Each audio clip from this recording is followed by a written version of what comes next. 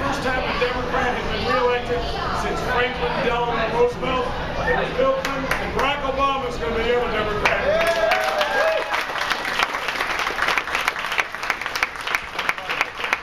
Folks, I thank you all for coming out tonight. It is great to be with Brian, great to be with Mike. Give them another great round of applause.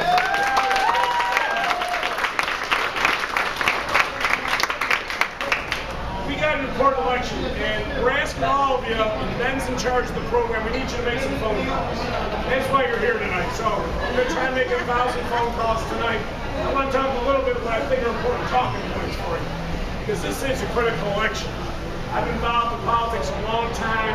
This is a very bizarre year.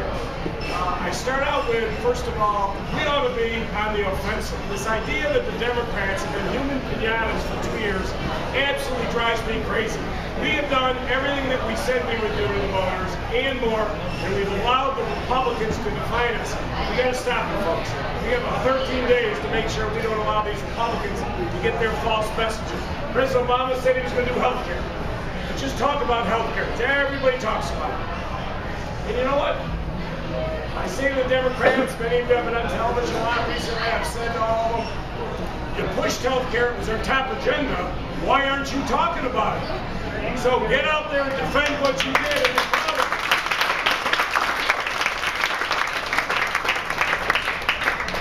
We had spent 17% of our GDP we spent on health care. That is a killer for our economy. The closest country to us today is Canada, who spends 9%.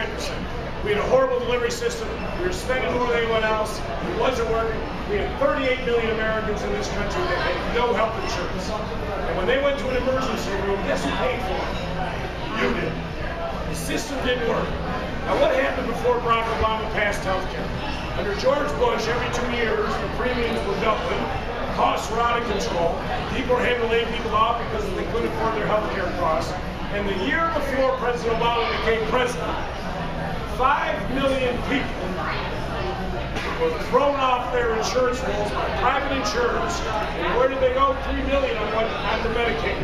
Who do you think paid for that? The system wasn't working. And the year before Barack Obama became president, the insurance companies made a total 26% more profit than they had the year before. And at the time, they're throwing 5 million people on the streets. Folks, it wasn't working. President Obama went in, dealt with health care, he passed it, it was tough. We may not have agreed with all parts of it. We didn't get everything we wanted. I happen to have been a big supporter of the public option. But you know what? We are better off today than we were before. That's why we got to get up. So please don't let people on the phones talk to you about health care. Because under George Bush, the rates were going way up. We had low inflation. The rates were going out of control. Under President Obama, everybody's down in the system. Nobody can get thrown off. And for all of you young people, I have 5 children. Under the law now, they're now can be with me now until they're 26 years old. So you're all going to stay in your family policy now for a lot longer. But it's the right thing to do. You talk about all of you are young. One of the biggest things which we're not talking about is the student loan reform that went on last year.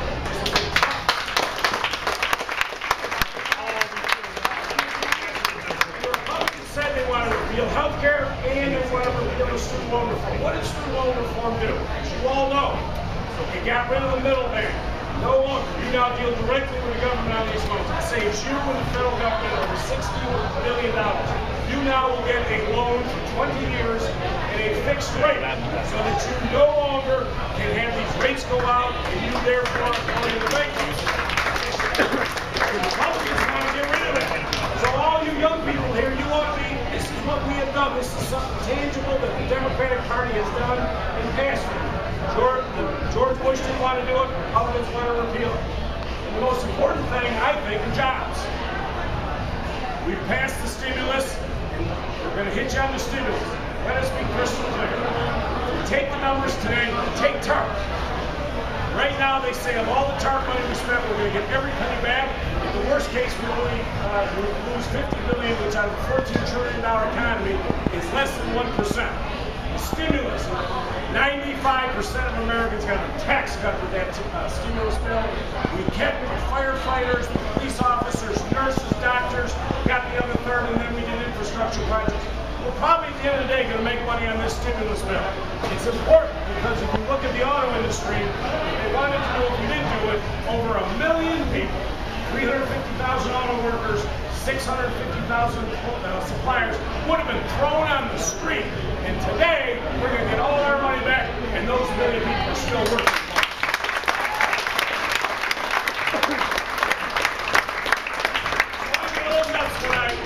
When I hear these Republicans and others talking out there, let's be clear. It's not that the Republicans have gained. If you look at the Gallup poll, we're still higher than Democrats. As Brian mentioned, voters are frustrated. You bet. We got a tough employment condition. We got to create 125,000 jobs per month just to keep up with population growth. Before we get to the 15 million Americans who lost their job under George Bush. George Bush inherited. Bill Clinton had 4 balanced budgets, 2 years of surpluses, a $5.6 trillion surplus for 10 years was going to pay off our entire government debt by 2015. George Bush came in, 2 wars, prescription drug benefit that wasn't paid for, and then tax cuts to the top 1%. Doubled our national deficit. China is now our banker. Folks, these are the facts. We should be proud of what we've done. And I'm darn proud of what Barack Obama and the Democrats and the Senate and the Congress have done. Why are we hiding in foxholes? We ought to be out fire and say, we're getting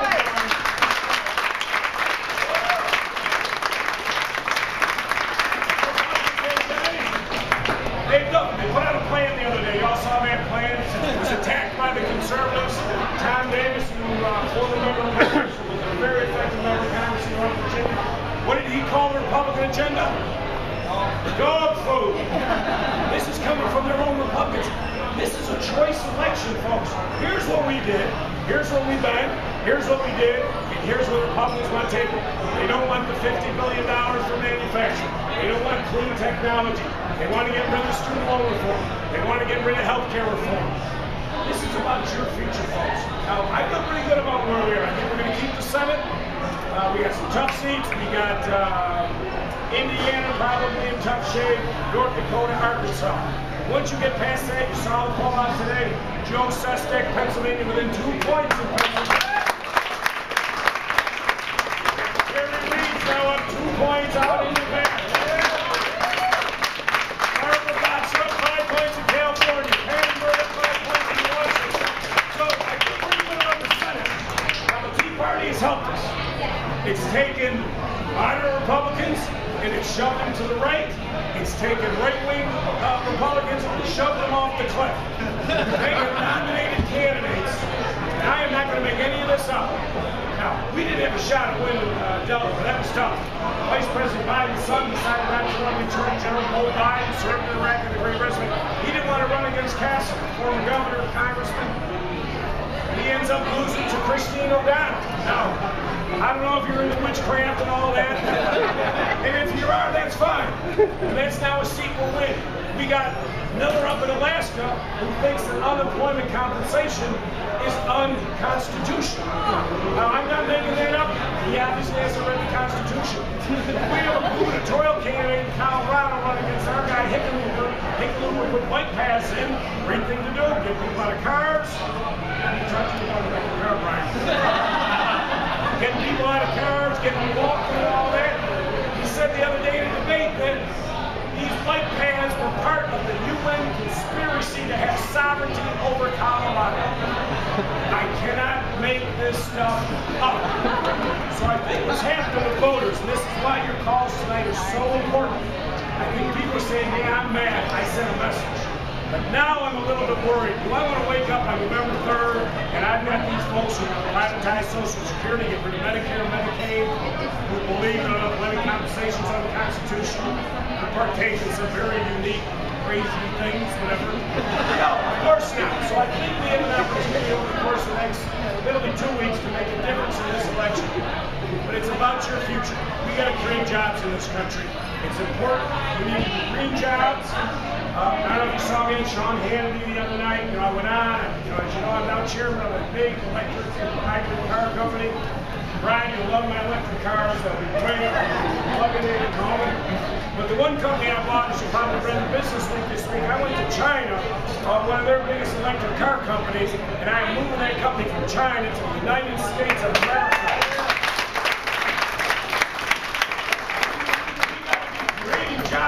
country and clean technologies and green technologies. If I think what the internet was in the 90s, that's what this next 10, 20 years is going to be all about. You're not going to do that with the Republican Party. They don't believe in it. It's about your future. That's why you have got to be nuts. I don't want you making 1,000 calls tonight. You're going to be making 10,000 calls tonight. This is your future. It is jobs. It is student loan payback. It is health care.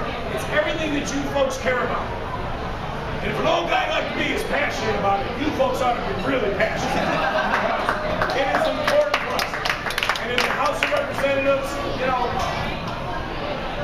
it's not 39 seats. The press all say 39. It's really 43. Because we have 4 pickups and we're not even contested. So it's 43. That's a lot of seats. Today it's 50-50, but they can't go to 43 and under. So the next couple of weeks, I think, are going to be very, very important. If you want John Boehner and if you want Eric Cantor replacing our leadership, then stay home. I don't want you to get out of bed and November 1st saying, I'm doing this, I'm going to elect those people. We've worked hard for many years. This is when it's going to matter. Folks, we need you tonight. We need you for the next 10, 12, 15 days, whatever you can do. You see people, you stop them if they don't stop. You tackle them, you put them down, and you tell them why you are supporting Democratic candidates. Thank you.